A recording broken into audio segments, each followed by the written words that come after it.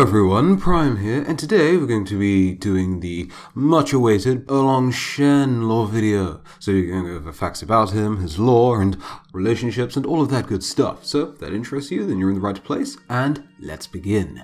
He was said to punish children, unorderly or misbehaving, by striking them with lightning. This started up the saying, being smitten by lightning for being unfinnal and ungrateful. Of course, this phrase was not said in English, it was said in Chinese, but I don't really know Chinese, or Mandarin, is it? Yeah, I can't speak that language, so you'll have to just do with the English version. The amount of creatures and beasts that Erlang Shen could transform into were said to be numberless. He was skilled in archery, had slayed several demons and gods apparently, and his three-pointed spear was capable of cutting steel.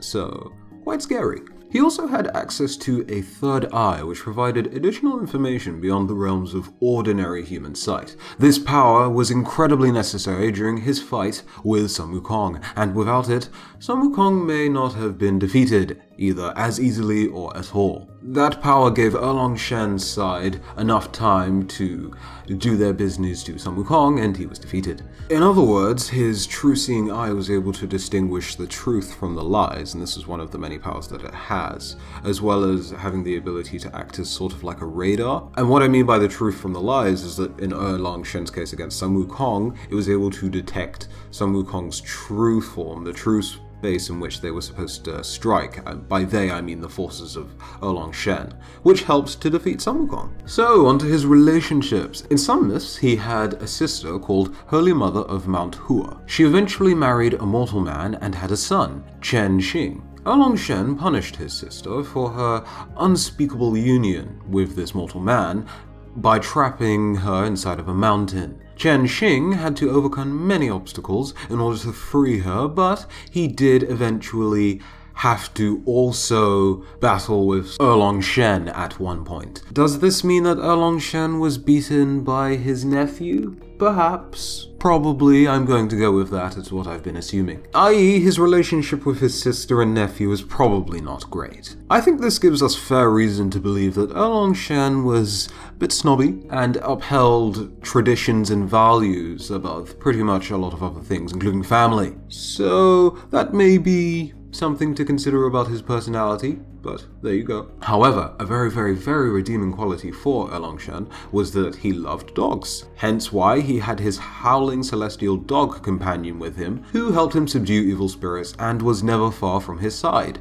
The dog companion was also the one to get the final blow on Sun Wukong. In one myth, Erlang aided his father in building the advanced irrigation system that eventually put a stop to some of the floods that threatened the Chengdu capital and its people. Thanks to the fact that they were now saved, in thanks to Erlang Shen, rather, Erlang and his father, they offered the two of them godhood, I suppose? Well, through some series of events or another, the people of this city allowed Erlang and his father to become gods, and built for them a temple, the Two Kings Temple. To discover the source of the flooding, Erlang Shen was dispatched by his father to, well, investigate the floods. And after about a year's search or so, Erlang Shen had no luck, and one time he was resting in a cave. Whilst resting in this cave, he was ambushed by a tiger, and after a heroic battle with this tiger, he won, and this whole fight was watched by 7 hunters. In awe of his incredible powers, the 7 hunters who watched this fight eventually asked if they could join Erlang Shen, and he agreed, so the 8 men were now on a quest to find the source of the river's flooding. Soon enough, the group stumbled upon a cottage near the boundaries of Jian County. The group heard a crying woman. This old lady was Miss Wang and told them of her woes, and that her grandson was to be taken by the local dragon as a sacrifice. The group soon realized that this local water dragon god was the source of the floodings, and so Erlang reported back to his father, and the two of them devised a plan to capture this dragon. So, the group that Erlang Shen discovered hid away and set a bait near the god's temple. When the water dragon god went out to collect this tribute to himself, he was ambushed by the group,